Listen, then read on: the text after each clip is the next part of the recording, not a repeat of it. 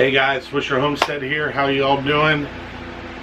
Today is going to be a Q&A on what's been going on in the Homestead. We've had probably one of the worst months. Yeah, it's been very busy, lots of ups and downs, lots of things going on, to the point where we actually thought we might have to move. Yeah, we actually were going to have to move. Yeah. So I completely stopped on all construction or any projects on the homestead due to the situation at hand. Now, it had its good points and its bad points for us having to move. I didn't want to really move, honestly. I like it here. I've made this my home now. You know, I'm sure anytime any of you homesteaders have to leave or would have to leave your homestead would be basically devastating. I mean, you've put so much work into making it your home and making it, you know, self-sustaining for you, and then to have something happen that may cause you to have to give it up and go somewhere else is really traumatic. I mean, we've met a lot of good people here, and we like it here. I mean, we like the people that were around. I mean, just to move and uproot ourselves from all that we've done, it took a toll on me. I was a little depressed, a little upset, aggravated. These are just things that you don't normally think will happen to you on a homestead. I mean, this month has really been hard for me mentally because you have so many plans and you're doing so much and you're working and you're going to do this and your next project's this and we're doing another project here. Now, we hadn't been posting videos due to the situations that have been going on. And not that we didn't want to produce and have the videos done. We still videoed everything we did. But I kind of had to just step back, take a break, and kind of focus on the problems at hand and really push forward for that. I mean, it has not been a good time. I mean, we've had times where we've cried. We have had times where, you know, we were just lost. I mean, and times that we were happy too. But the happiness is not, you know. And times that we were relieved. At the end of the month. So we had just found this out about 3 days ago, on last Thursday. We had found out that we were okay. Now let me explain to you what happened. So as you all know, we had a well drilled. If you haven't seen the video, you can look at the video over here, wherever she decides to stick it. We had a well drilled. It was a big gamble. Wells are big gambles. So if you're going to drill a well, be prepared. If you don't hit water, guess what? You've just lost the money. So it's a chance you have to take. Well, I learned how to witch, and I found water on our homestead. And we had a well company come out. We had them drill our well. And like I said, about 2.5–3 weeks ago, I was out of that well and I had it running, and I was filling up some of our tanks because the drought here has been so bad. In the garden, I have totes, 2 totes, so I filled those up with 500 gallons, and we got our using tote, which we shower with and wash dishes, and we filled that one up. Well, I noticed some problems going on with the pump. It was going from 60 pounds to 30 pounds to 5 pounds to 0 to 30 to 0, and it just stopped. So fear one, there is no water in that well, and we just wasted all this money. It made me sick. So I called the well company up. I told them what was going on. He said, all right, we'll send a guy out. They send a guy out. So a week later, the guy comes out, puts his hand over the holes of the dry well. Now, when you dropped a rock in the well, he could hear the rock hit the bottom of the well. That is a bad thing. That is a really bad thing. But it was the air pushing up that was more frightening than anything. So at that point, he made an emergency call to the owner of the well drilling company, and asked the owner, what should we do? This is not a really good situation. It's a really bad situation. And it was a possibility that I was told that it could be we hit natural gas. Now, some of you will say, that's fantastic, you have natural gas, you get paid for it. No, I don't want that. I love the Homestead the way it is. I don't want to have them out here with drill rigs and fracking and destroying our property and destroying the water table alone because there's other people who live around us. Yeah, it would impact other people if they came and contaminated everything. So at that point, my stomach, I was just sick as a dog. I mean, sick as a dog, because we put all this work into this, and what do we do? How do we, how can we combat this and this and that, and I had choices. I have choices of venting. I have a choice of capping off the well and drilling a new one. But capping off the well and drilling a new one would mean another possibly $6,000 to $8,000. Not everybody has $6,000 to $8,000 laying around there. And we said, well, what do we do? Well, the well guy told me, he says, look, we're going to come back out here next week. Now, he came out on a Friday. So they came out that following week on a Thursday and had run a bunch of tests on the well.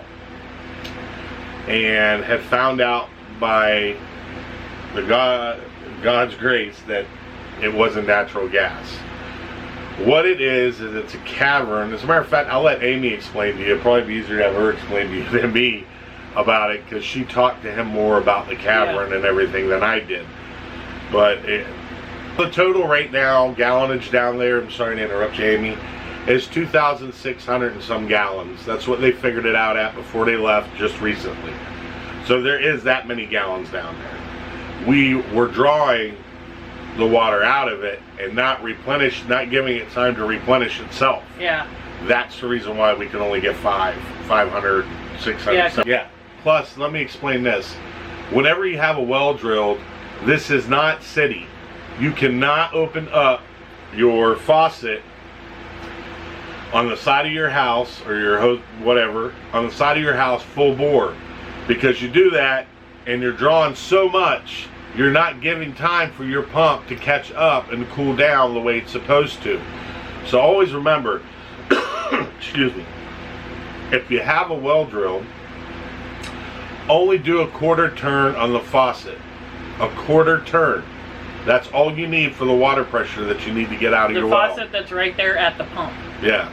Or the one at your house, because the one at your house will be backed up by pressure. Anyway, just remember that, because if you do that full run on there, you are going to lose pressure. You are going to have some problems and complications with it.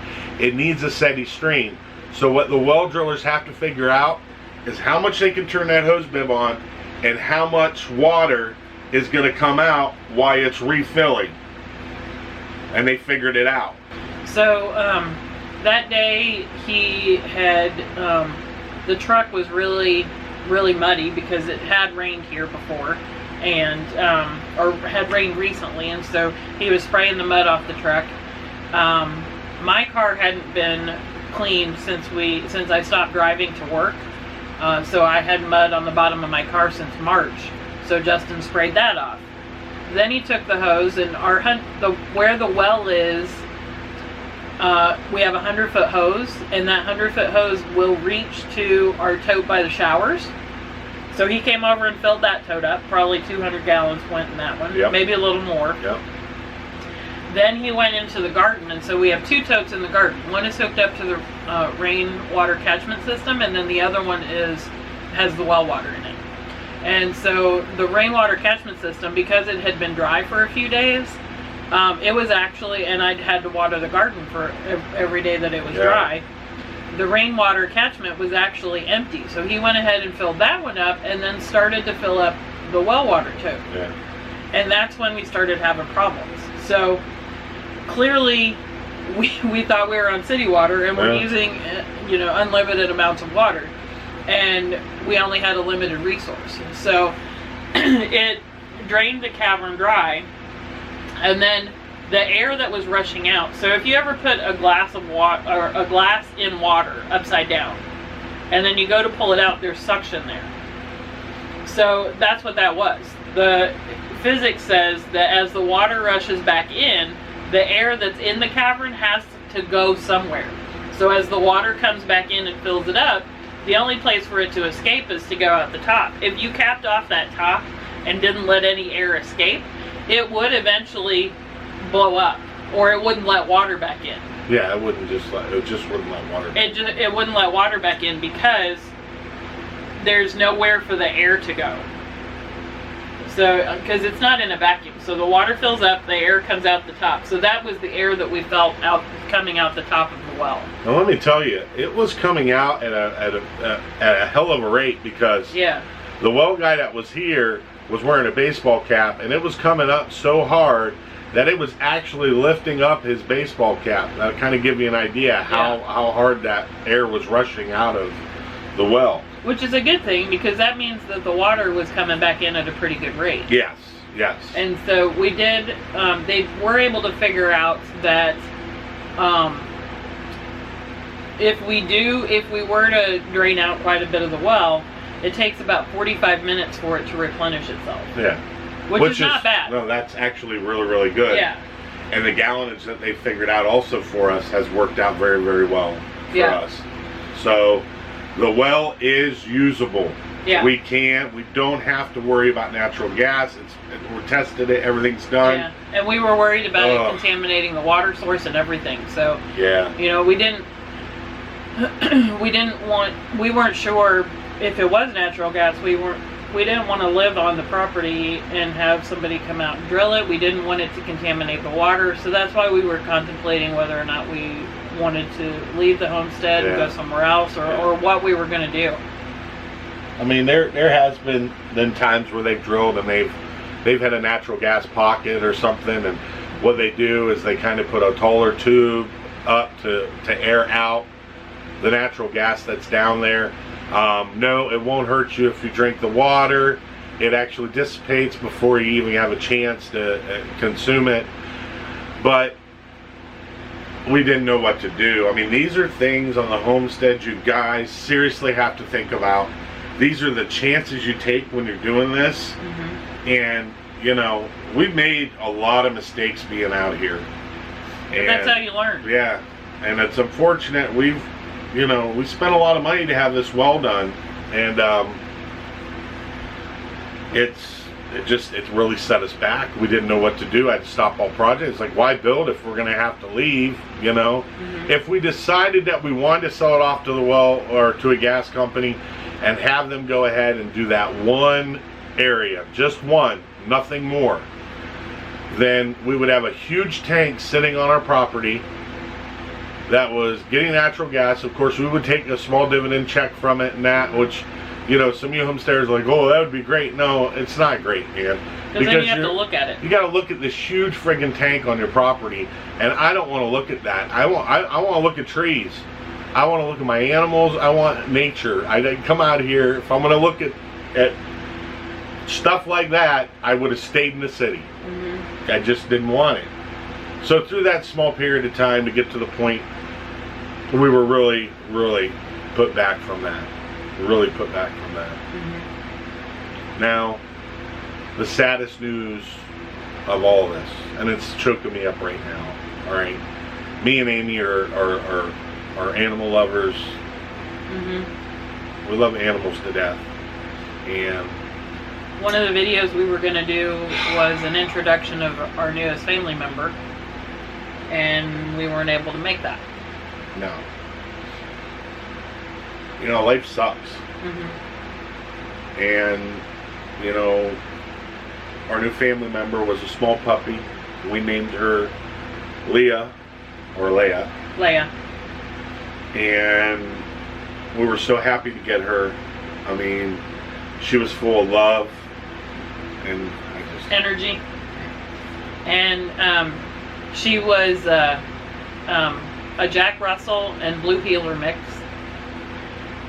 which is a very interesting combination, but would make a very good farm dog. because the Jack Russell is a hunter and is going to hunt and kill, like rodents and snakes, and specifically snakes.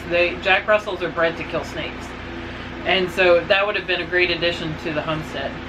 Plus the blue heeler in her is more like a herd dog to help herd the animals. And in the short time that we had her, she actually, if chickens got out of the coop, she would actually help us herd them back into, we didn't teach her. Yeah. She just did it. It was a natural instinct of her. Yeah. It was funny because we were amazed that little of a puppy, But unfortunately, we think that there was something wrong with the litter, because I think there were 7 pups in the litter, and now all but 1 have died. So that's why we think something was wrong with the litter. And unfortunately, she passed away about a week ago. About a week ago. A week ago. And so I'm still hurt by it. Yeah. She was a cute little puppy. She was she had nothing to give but love. I mean, she was smart. Yeah. I mean, we're talking about a puppy here, and when she had to go to the bathroom, she'd go to the door and stand by the door, and she'd yelp. Yeah. I mean, she wanted to go out to go to the bathroom. You better take her out right now. You better take her out. She refrained from any, making any mistakes in the house. She wanted to go outside. I mean, she was the start of a fantastic dog. Yeah. Had she been able to grow up, she would have been a really awesome farm dog. Now, but she gave us unconditional love, and we gave her unconditional love in the short time that we had her. Well, you're probably wondering, how did you know? Well, it's hard to talk about for me because that's one of the reasons why I have a hard time having animals, because I get super attached really, really fast with an animal. And, she didn't get the chance of a life for a good dog. And I know she's in a better place now. And we're not going to go through what happened. Because I really don't want to go through that right now. I'm not in good standing now talking about it. But it's hard to have something, and I get super attached to it almost instantly. And I was her go-to, man. She'd come up and she'd snuggle up and lick my face and bite my chin right here, and she always tried to bite his ear. Yeah, bite my ear, and she's just goofy and fun, loving and outgoing, and I just wish that we still had her. But she was part of the new Homestead. If you guys have ever looked at the intro for our Facebook, or not just our Facebook page, but our YouTube page, we have a chick there that is now our chickens, and we were in the process of putting a little puppy on there to let you guys know that we have a new addition to the Homestead. Yeah. And that addition didn't make it. Now, we're going to wait a little while before we get another animal right now, because I want to make sure we're going to go to a rescue. We're going to get our rescue animal, and we're going to give them a chance at life. Yeah. And we had talked about that before. Yeah. This wasn't something, getting Leia wasn't something that we had planned. Some friends of ours up here on the ridge, their daughter, it was her dog that had the litter of puppies. And so we got her for free. So it just worked out that way. But we had been talking for a while about getting a rescue dog. And it is something that we are going to do. Just not right at this moment. We're still kind of in the mourning phase from Leia. I am. So I go outside and I expect to hear her yelp, or I wake up in the morning and I expect to have to look under my feet and make sure, because she'd lay on my side of the bed, right where my feet come down. So every morning I made it a point to look out and make sure that she wasn't there, and I'm still doing it. I don't know, by love. But I do want to show you something that's heartfelt for me. She's gonna put the very last picture we got of her. Do you want to take a minute? No, I mean, they got to see, you know, how we feel and our reactions. And, you know me, it's hard. Yeah. Didn't have the best life when I was growing up. Had a lot of things taken away from me. You know, I'm an older gentleman now. And, you know, I may be big and burly and that, but my heart. He's a big teddy bear. Yeah. My heart's really big, especially for something like that. Or certain people in general, you know. Mm-hmm. So anyways, I'm the only one tearing up here.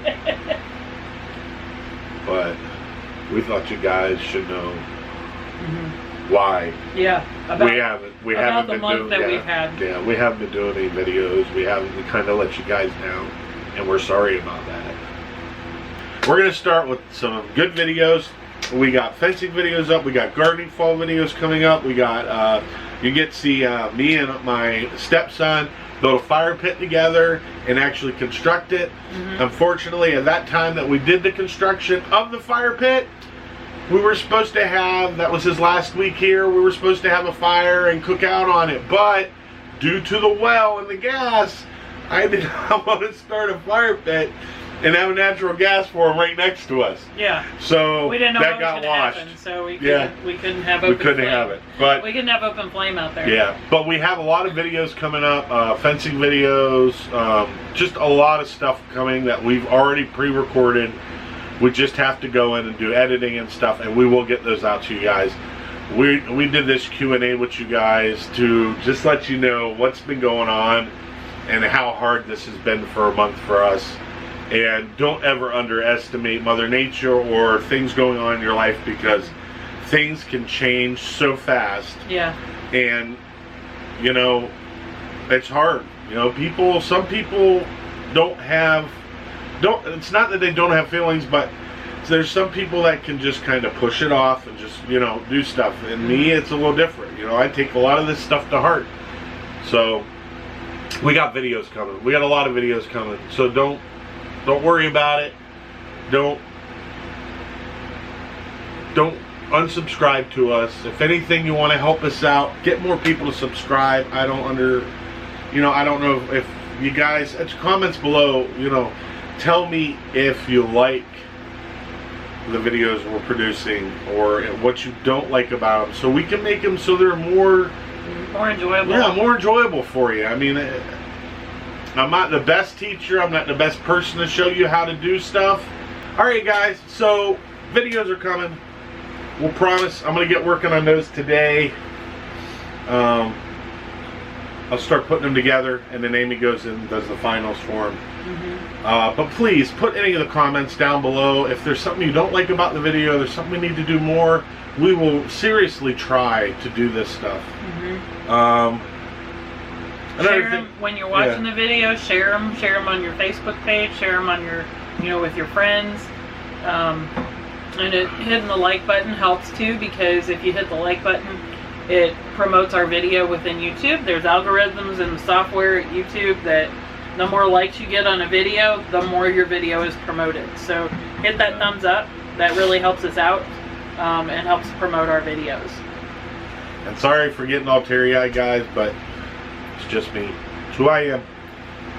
So at this point, guys, this is the Swisher Homestead. We hope you enjoyed the Q&A. We hope you understand what's going on here. And don't give up on us. We are working hard trying to get this stuff done. Yep. And it's a work in progress, as they would say. Yeah. At this point in time, guys, God bless you. Don't forget, hit that subscribe, hit that like, and tell your friends about us, and hit that thumbs up. That thumbs up's important. And hit the notification bell, so as we do post more videos, then you'll get notified when we post them. But, so at that point, we'll see you guys later. Thanks for watching, taking the time out. Yep. And God bless you guys. We'll see you later. Bye now. Bye.